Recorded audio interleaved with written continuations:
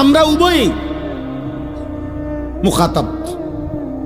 আমাদের কোরআন যিনি বলতেছেন তাকেও সম্বোধন করে বলা হচ্ছে, যিনি শুনতেছেন তাকেও সম্বোধন করা হচ্ছে।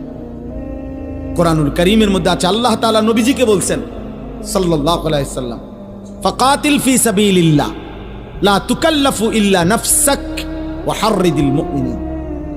সূরা নিসার আয়াত। সাংঘাতিক কথা এটা। আল্লাহ তাআলা আমাদের নবীকে বলছেন সরাসরি, বন্ধু আল্লাহর পথে যুদ্ধ করতে গিয়ে যদি আপনার সাথে একজনও না থাকে, কেউ নাই, আপনি একাই তবু আল্লাহর পথে যুদ্ধ করেন। ফাকাতিল ওয়াহিদে মুযাক্কারে হাজির, লা তুকাল্লাফু ইল্লা নাফসাক। কারো কোনো ব্যাপারে যদি জবাব আপনি নাও দেন, কিন্তু আপনি নিজের বিষয়ে মুকাল্লাফ, আপনাকে আপনার ঈমান আমলের ব্যাপারে কিন্তু জবাব দিতে হবে।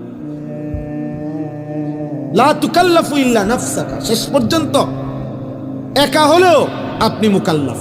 আপনার নবীজি সাল্লাল্লাহু আলাইহি সাল্লাম একটি যুদ্ধে, হুনাইনের যুদ্ধে 12,000 সাহাবী নবীজির সাথে ছিলেন। যুদ্ধের প্রথম আক্রমণে, মানে অনেক ঘটনা, আমি শুধু মূল কথাটা বলতেছি। যুদ্ধের প্রথম কাফেরদের প্রথম আক্রমণেই শুরুতেই 12,000 সাহাবী নবীজিকে ছেড়ে যুদ্ধের ময়দানে ছত্রভঙ্গ হয়ে গেছে। কিন্তু আল্লাহর নবী সাল্লাল্লাহু আলাইহি ওয়াসাল্লাম একা সেই যুদ্ধের দিন ময়দানে আপন জায়গায় মজবুতির সাথে দাঁড়িয়েছিলেন।